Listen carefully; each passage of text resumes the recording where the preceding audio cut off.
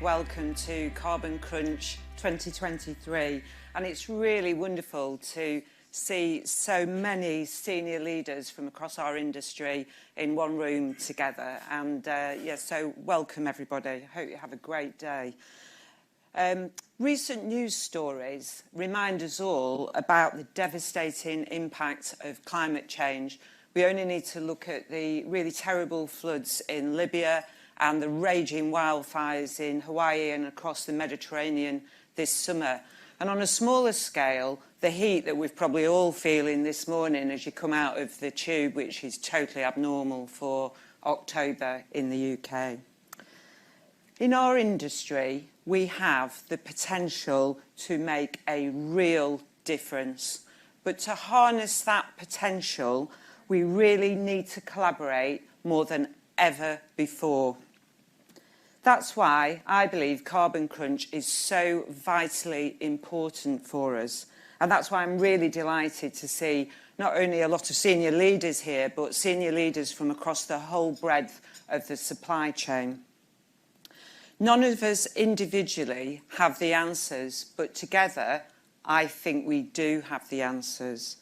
And we need to join together to make sure that we can find the solutions, make the significant change that we need to, and go at the pace that we need to achieve net zero by 2050.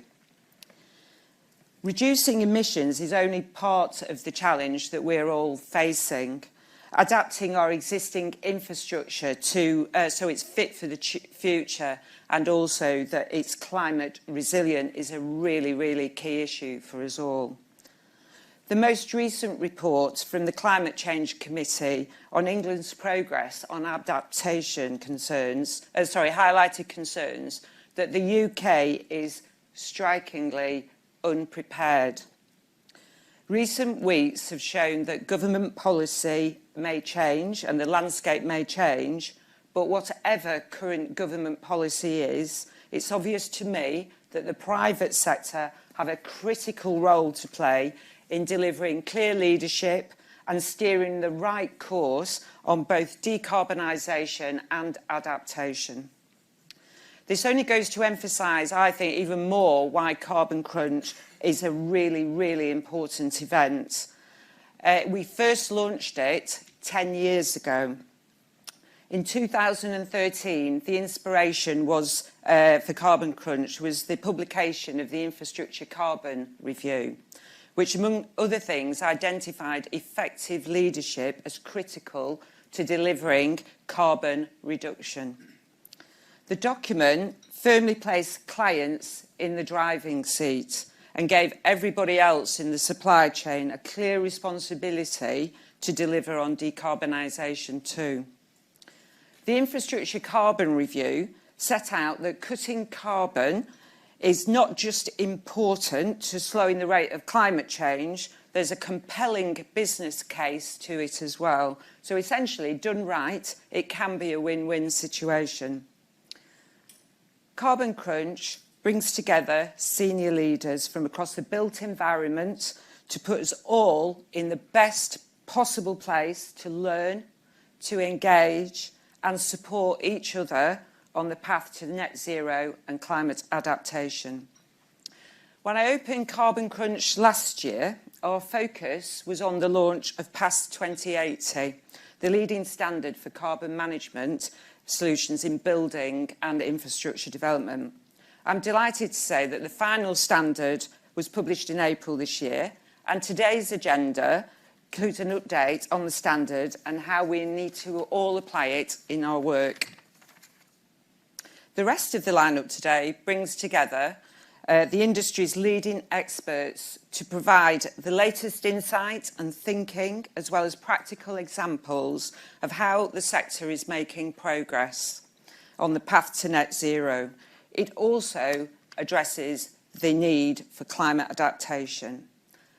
Looking over the agenda today makes me feel optimistic about our ability to decarbonise and build in climate resilience. It's not easy, but I do think it is possible. We've made huge strides over the last 10 years, and these continue every day. For example, We all know that measuring the effectiveness of our work is critical. We need to measure where we are at the moment and the baseline for us to be able to then identify where we're going to get the greatest impact from the things that we do and the greatest potential to reduce carbon and do it at a faster pace than we've ever done before.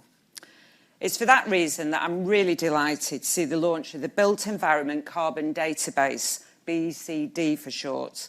It's a free-to-access carbon database for buildings and infrastructure. It's owned by the Building Cost Information Service, who are specialists in collecting, collating, analysing, modelling and interpreting cost information. And I'm very, very pleased that Mott MacDonald are the first company to share our proprietary carbon data through the database. And of course, that's with the full backing of our clients. The BECD contains a substantial body of infrastructure carbon data harvested from our highways projects that aim to establish a baseline of embodied carbon across the industry. The plan is for BECD to expand to other sectors in the built environment, but right now the database allows you to look at the carbon cost of a typical roundabout, flyover and so on, rather than just a single figure for an overall project. So it's broken down to a different level of granularity. And that's what differentiates it from other carbon calculations, as it's based on built assets rather than projections from design stage. As James Fisk, the CEO of BCIS, has said, the only way we can be sure that we're making the right decisions to reduce environmental impact of our activities in the built environment is to learn from and share data with each other. To make BECD even more impactful, we ask for your support of every organisation in this room to share your figures with the database to make the benchmarking even more effective and more accurate and enable us all to use it.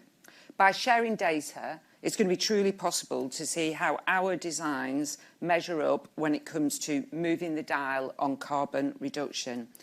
Getting to net zero is a shared responsibility, and it would be really significant if everybody participates in this initiative. That just leaves me to say that I hope you really enjoy this year's Carbon Crunch and come away feeling inspired, not depressed, and having made new connections, and that will really aid you in your work day in, day out on driving carbon down in the built environment and in building climate resilience. Thank you.